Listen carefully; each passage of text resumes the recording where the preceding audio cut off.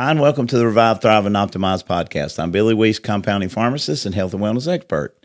On this beautiful sunny morning across from me, I have Janet, my co-host, and behind the scenes, Mike. Good morning, everybody. Good morning. I have a subject to talk about today. Okay. And it's so cool because people have literally been writing in and coming up with questions. So I'm just going to go straight to a question. And it is about type 2 diabetes. I would love to title this podcast Type 2 Diabetes, so it's very easy for people to find. And during this subject of type 2 diabetes, one of the questions that has come up is, can a type 2 diabetic reverse it? And number two, if you're a type 2 diabetic, can you be on a GLP-1? And then another question that kind of came up with that had to do with inflammation and leaky gut. So here we go. Type 2 diabetes, 5, 4, 3, 2, 1. So the first thing is, can we reverse it? Absolutely. Janet, I say all the time, I don't mean to offend anybody who's type 2 diabetic. Yes, because it's very hard for so many people. Type 2 diabetes should not exist. It does not have to exist. I just have to say, one of the exciting things is that for 10 years now, I've watched so many people come through your program and they no longer have type 2 diabetes. No, we have if the person will listen, we have 100% success rate. Yes, you do. Yeah. So, and when I explain to them why they are type 2 diabetic, then they start to understand education. Why it's not necessary to be type 2 diabetic. The problem is, Janet, that you said the word education, that the diabetes education that is out there by the so-called experts is 100% wrong. Yeah. And that's why people are type 2 diabetic. They're actually taught that it's a chronic, meaning forever, progressive, going to get worse disease, when that is 100% not true. It is just the opposite. It is a very fixable, short-term problem if people will do the right things. And it's really not difficult to overcome the type 2 diabetes if diagnosis. You understand it and when are you educated. Understand that and are willing to take a few steps. And is it true that it can take 10 years to diagnose it? Usually it's 10 to 15 years that the person has actually already had the diabetes before the A1C goes to the, quote, diabetic level. And that is because nobody is measuring the most important number, their fasting insulin. That will go up much earlier and be the indicator. And, you know, the University of North Carolina at Chapel Hill, which is where Beth and I went to pharmacy school, says that 88.5% of Americans have, quote, metabolic disease. Well, that's a lot of people. Yeah. Which then is really type 2 diabetes. So, and they're not measuring insulin. So if you measured insulin in people, that number is going to be much higher than 88.5%. So if you have type 2 diabetes, don't feel bad. You're being given the wrong information. And if 90% of us have it, then it is, something. Oh, it's rampant. Something is. There's not a diagnosis for 90%, but according to that study, 88.5% had it. We'll call it at least the beginnings of it. I think I was so blown away by one of your clients that I recently saw, who's probably almost 70 years old and had just lost 70 pounds in a year. In 1 year without losing any muscle, 70 pounds of fat. And he had been on 29 insulin shots a week, plus a lot of other medication. I think it was 14 or 15 other meds, yes. And now he's off all insulin shots, all medications. He's dropped 70 pounds of fat, and he is a new person. Yeah, I mean, and that is a very common story for somebody like him. And it wasn't hard. He said it wasn't even hard. And he was at the summit again this year as a follow-up with his wife and daughter, trying to get them involved. So it's not hard, and it just requires education and then the choices to change some things. Obviously, if you're type 2 diabetic, you have to change some things in order to fix the disease. The problem is, Janet, that the insulin resistance or the type 2 diabetes puts a person at a 50% greater risk of death from all causes. So they have a 50% greater risk of dying from heart disease. They have a 50% greater risk of dying from cancer. They have 50% greater risk of dying from strokes, blood clots, all those things. because that is really, I believe, if you look at the data, the crux of every disease we suffer from, obesity and all these things, is because of the insulin resistance. So if we can start to correct that type 2 diabetes insulin resistance cascade, we can reduce the risk of death from all causes. And the quality of life is going to be so much better. Oh, absolutely. You know, they're going to feel better, look better, fit in different size clothes. And the inflammation that someone's asking about, inflammation, that takes care of all that. Driven, that's part well, of not it. all driven, but a lot of that is driven by the high insulin. That chronically high insulin levels creates the lactic acid, pyruvic acid buildup, and uric acid buildup, and then they hurt. So yeah, they're inflamed. Yes. Okay, so you said the most important blood marker, blood lab that we can know is what is our fasting insulin. Yes. So how do we get a fasting insulin test? What should our fasting insulin be? Yeah. Well, and at what point are you type 2 diabetic, and at what point are, where is that on the chart? Yeah, so there isn't for insulin. There is no point that they say, okay, you're type 2 diabetic or you're normal or whatever for that. They use only the A1C, hemoglobin A1C number, which is a 90 to 120 day average of blood sugar. And if that number goes 5.7 to 6.4 is considered pre-diabetes, and 6.5 and above would be considered full-blown diabetic, type 2 diabetic. Yeah. So for insulin, what we're looking for is a fasting insulin, so they haven't had food for overnight for 12 hours or more. That number should ideally be between 2 and 6. The problem is most labs go from I think it's LabCorp, I believe it's 2.6 to 26.2 or 27.2.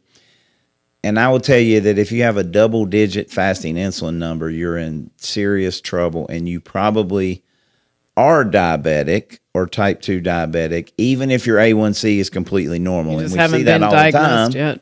because the body has adapted by making more and more insulin, which is what creates the damage, but it's trying to protect you from the sugar in the blood. Right. And so that's why we need to check the insulin. And if you look at Robert Kraft's studies, he's the originator, inventor of the Kraft test, which is measure the insulin.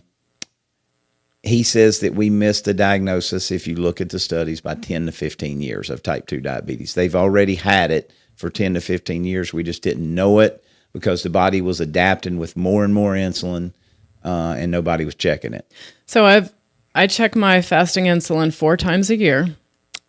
Is that too often? How often should people Well, it depends, check it? Janet. I mean, if you're doing what you're doing, probably once or twice a year is fine, but it never hurts to have blood work done and to see where you are. And in my brain, I always want it to. I want to make sure it's 4 or below.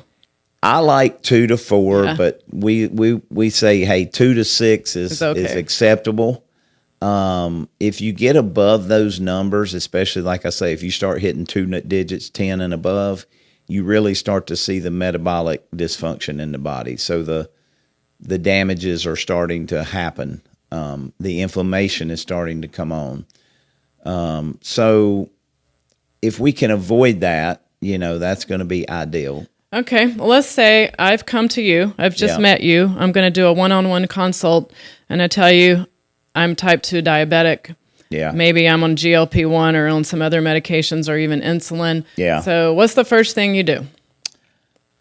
The first thing we do is talk about how certain things are known to spike blood sugars. Because if you look at what the diabetic trainers will teach people to eat, it is typically things that guess what? Spike your blood sugars. So one of the first things that we have to address is what are the common things that spike blood sugar? Because the obvious ones are things that are loaded with sugar. I mean, carbs and sugar. People get that, Frosted Flakes or Apple Jacks probably is not going to do any favors for their blood sugar levels, right? They get that. Or a sugary donut. They get that. Or juice. Or juice. But what they don't get is that there are so many other things that the body will have the same reaction to or worse, like bananas, apples, grapes. Grapes is a big one. Oatmeal, rice, any pasta, bread. Any bread is going to, I promise them, if they measure their blood sugar 30 minutes after any bread, including whole wheat, and I roll my eyes at that, so they're going to have a higher sugar spike than if they just ate sugar or the Frosted Flakes. Would you recommend that people wear a continuous glucose monitor? Yeah, if they really want to learn, that is one way, like a Freestyle Libre, to just wear it for a month. One lasts 14 days. So if you had a box of 2, which is the way they come, you could get 28 days, right? And you just put it on your arm. There's an app on your phone, and when you eat, it will show. Well, it'll measure continuously as long as you scan it with your app on your phone. I think every 8 hours, it's measuring all the time, whether you're eating or not. And so it'll show you, like, some people will find if they eat, beans or peas, they'll spike their blood sugar because those are carbohydrate-rich things. Now, other people that are more insulin sensitive don't get that same spike with those foods. But it really teaches people. I had a buddy who was type 2 diabetic who had come to me and said, he had gotten very big and he was not able to be active anymore, and he hurt all over, especially his knees. And he said, I got to do something. So he came. We went through everything. I got him to get a Libre from a prescription for a Libre from his doctor. We put it on him, and you're able to share those numbers with me. So he ate every single morning for breakfast. He ate eggs, bacon, and 2 pieces of whole wheat toast. And I convinced him to leave the whole wheat toast off. And for about 6 weeks, he just ate the eggs. And I said, eat all the eggs and bacon you want. Don't eat the toast. He would see that his blood sugar numbers were getting better and better. He was dropping the weight. Everything was improving. And he called me one Saturday morning. I'll never forget. And he said, it's been 6 weeks. I'm going to have just 1 piece of toast this morning with my bacon and eggs. I said, okay, go ahead. And I got an alarm, and he got an alarm, and his blood sugar went up to over 200. And he hadn't seen that in 6 weeks. Wow. And he called me, and he said, okay, I get it. Proof. I get it. I understand what you're telling me now. And so it just is a way to educate them to the things that can run it up that they don't think will. Like, for example, Janet, in the studies done by some companies that promote continuous blood glucose monitoring, the number 1 food to run up blood sugar was grapes. Grapes, yeah. The number 2 food to run up blood sugar is the thing that diabetics are taught a healthy breakfast is oatmeal. And they're probably taught to put their fruit or their grapes in their oatmeal. Right? So when you think about that, they're setting themselves up for failure immediately. I'll never forget 2 things that you said a long time ago. And one was that your body cannot burn fat no matter how hard you try if your fasting insulin is high. Insulin's high. And the other thing that I can picture so clearly that I learned from you is that I can have a Snickers candy bar in one hand and maybe an apple in the other hand. And yes, the apple has fiber and some nutrients, and it's healthier than the Snickers bar. But once I eat the apple, my body looks at it just like it looks at the Snickers still bar. Still has to metabolize the 35 grams of sugar. It's still sugar, and it's still driving my insulin level up. So, I mean, I don't even eat fruit anymore except for occasional berries. We eat, very little fruit for us, too. And that's not to say people shouldn't eat fruit, but they should know that it's going to run their blood sugar up. If you're a type 2 diabetic, maybe leave that off especially if for you're a while. insulin resistant, it's going to run your blood sugar up. Because, Janet, when we talk about this, one of the ways to overcome the insulin resistance is not to run the sugar so high that the body's trying to make more and more insulin. And the other thing is to make sure that we've addressed those foods But the second thing is to make sure they have the nutrients, the vitamins and minerals available to make the insulin and the sugar work efficiently. Right. And that's where most people really fall apart. Because they don't have the nutrients or the supplementation that they need to make That's enough correct. energy. If they don't have, for example, I talk about it like a lock and key. Mm-hmm. When we eat, the door to the cell is locked, the cells of our body, and then we need insulin is the key to open those cells, put that nutrition in, put that sugar in so that we can make energy from it. And not just sugar, but fats, proteins, all those things. And so if that lock and key don't work efficiently, it takes more and more insulin to force that door open. Because you're insulin resistant. Because you're resistant to the signal because there's been so much insulin in the system so long. Right. The body like that pathway is just it's just broken. like the kid that rings the doorbell every day and cries wolf. The body just gets tired of it and it says, I just don't see you anymore. I know you're there, but I don't care. So in a type 2 diabetic, 100% are magnesium deficient, number one. Wow. I 100% hear that. in the studies, okay? 100% of type 2 diabetics So in order are to deficient make, in the right type of magnesium. yeah, in order to open that key, or in order for that key to open that lock, you need magnesium. So you need B vitamins. You need a chromium. You need all these things, right? And most people, the vast majority of Americans, are severely deficient in these nutrients. And all the nutrients. And when we have high insulin, it creates a situation where we spit more magnesium out in the urine than sodium.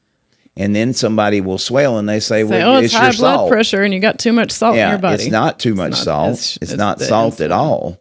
It's too little magnesium. So let's say that I'm type 2 diabetic and that front door, the key, the lock is not working because I'm insulin resistant and I've been crying wolf. So how does my body how does it get into the cell?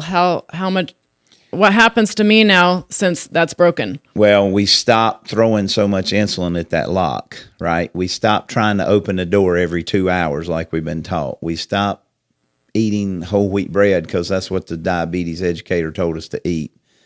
And then we put the right nutrients there so when that key does need to go in that lock, it goes in very efficiently.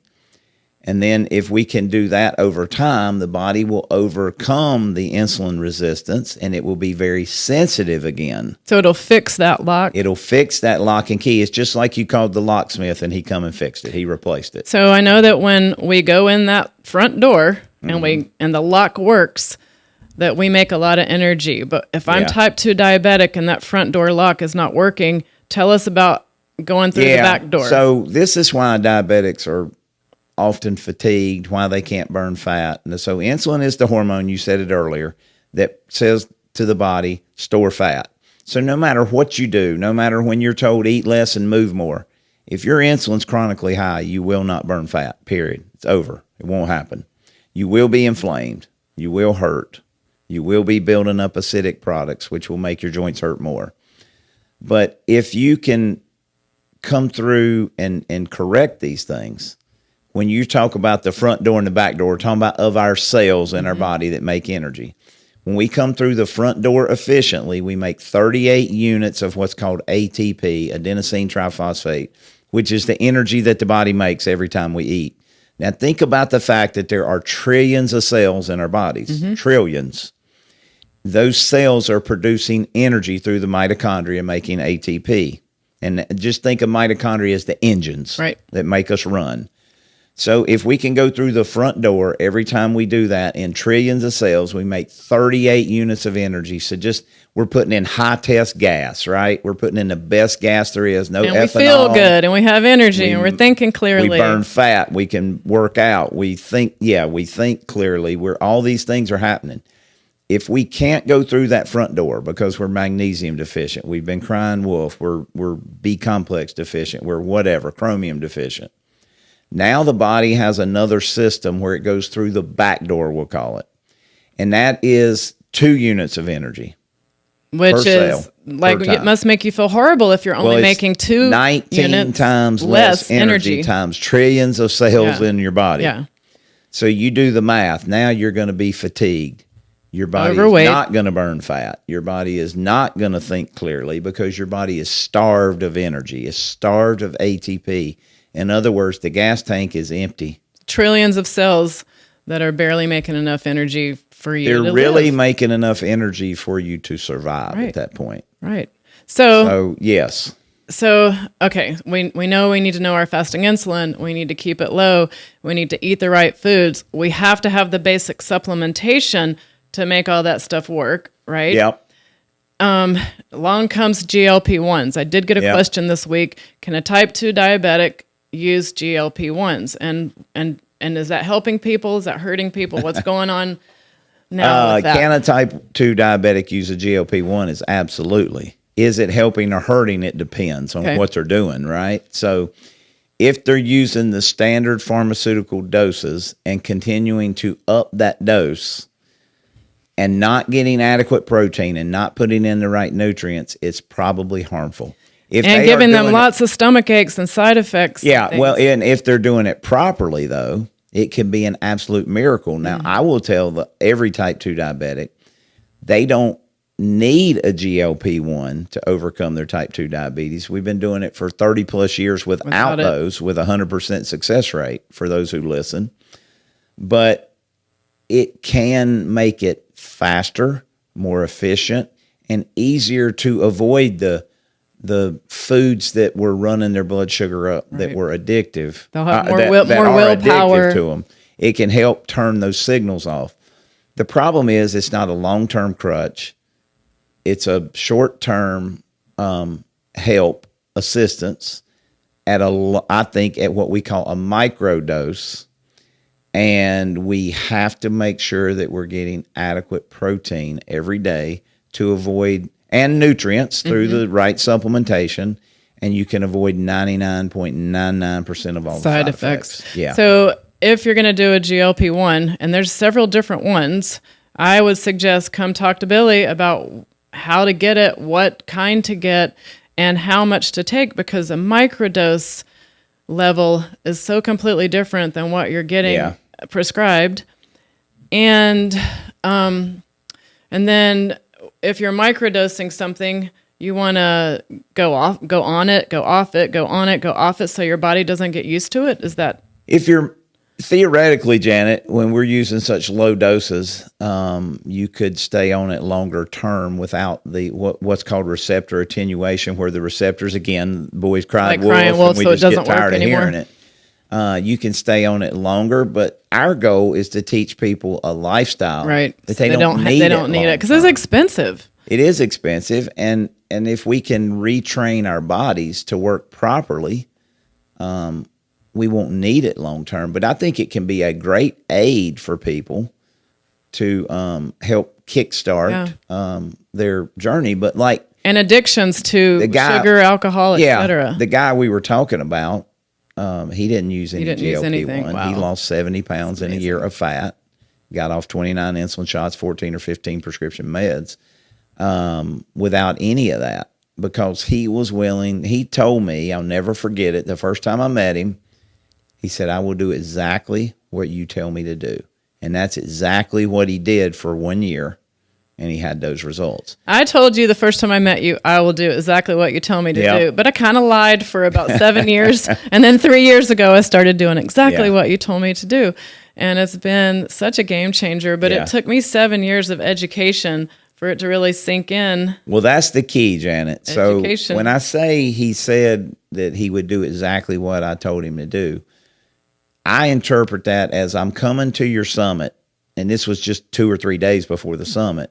I'm going to learn what you teach, and I'm going to implement it. And that's what he's done. And it works. And so it depends on the person's maybe personality. Do they have a more addictive type? And I don't mean that like they're addicted to drugs, but just Yeah. like they go gung ho into something and they can't get away from it. Or they got to have that glass of wine every single night. And Yeah, that's so hard to stop. Those GLP-1s can be very beneficial for some of those folks and very helpful. And I think they can change the game for a lot of people.